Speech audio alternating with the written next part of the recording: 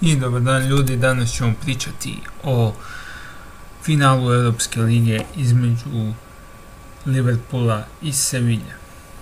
To je dvoboj dva kluba iz Lige Petice, dva kluba iz jake lige koji su imali jednu prosječnu sezonu. Liverpool igra toplo-hladno, ali bolje nego prošle godine, dok Sevilja više se može osloniti na domaće utakmice. Doma igra bolje nego u gostima, a sada će igrati na neutralnom terenu, na što nije navikla. Uglavnom, Sevilja je klub koji voli igrati doma i koji očekuje trofeje na domaćim terenima, a ovdje će ga morati uzeti u Bazelu. Sevilja je dva puta za redom osvojila naslov Kupa UEFA.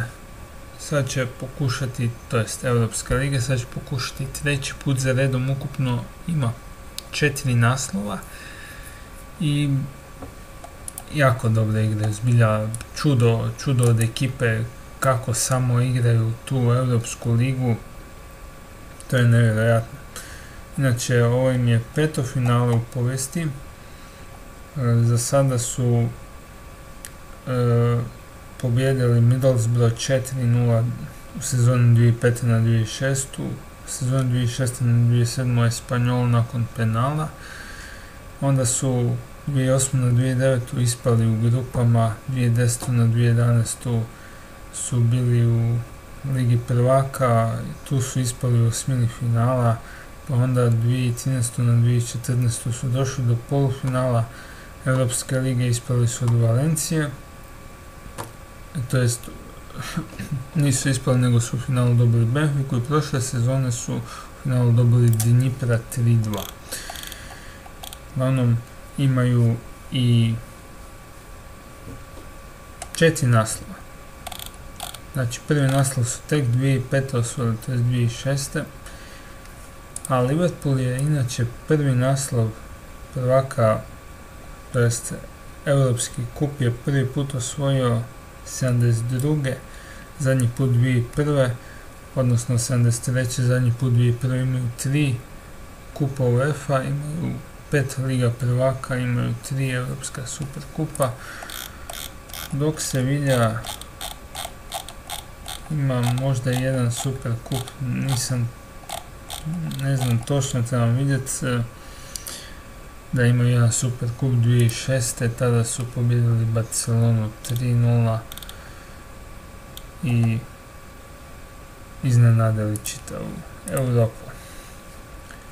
Što se tiče Liverpoola, Liverpool je zadnje finale Kupa UEFA igrao 2001. To je bilo ono čudesno finale.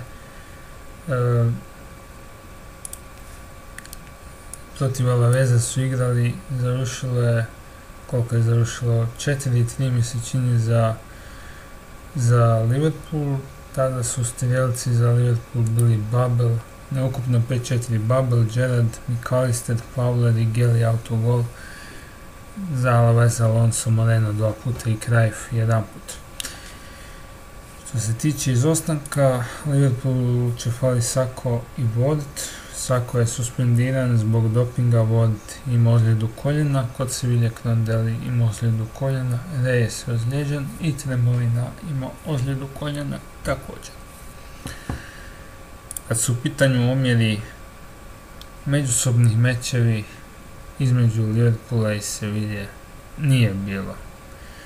Zadnjih 5 utakmica Liverpool ima 2 pobjede, 2 remija i 1 poraz, jako loše, dok Sevilja ima 5 utakmica, 3 poraza, ali 2 poraza za redom su došli zbog totalne koncentracije na finale Europske lige, a i možemo reći da je Sevilja osigurala mjesto, 7. mjesto, što znači kvalifikacije za Europsku ligu, no ukoliko osvoji Ligu prvaka, Sevilja će izravno ići u Ligu prvaka, to jest ukoliko osvoji Europsku ligu, Sevilja će ići izravno u Ligu prvaka, a to je dobra prilika i za Liverpool, da Liverpool ide u Ligi prvaka, ako pobjedi. Najbolji igrač Sevilje ove sezone je Gameiro i Konopljanka nije loš, a također možemo spomenuti i sigurnog golmana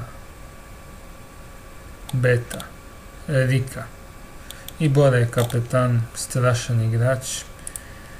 Što se tiče Liverpoola, njihov najbolji igrač je Starić, Mignolet nije loš, Lovren igra dobro i Lovren će biti jedna od bitnih karika Liverpoola u pohodu na titulu osvajača Europske lige. Teško ovdje nešto prognozirati, ja osobno mislim da Liverpool ima velike šanse, čak i u kladionici dobro stoji.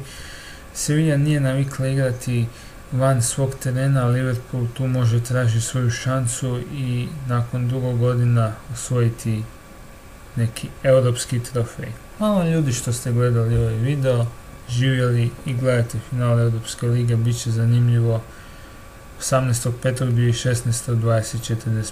Pozdrav!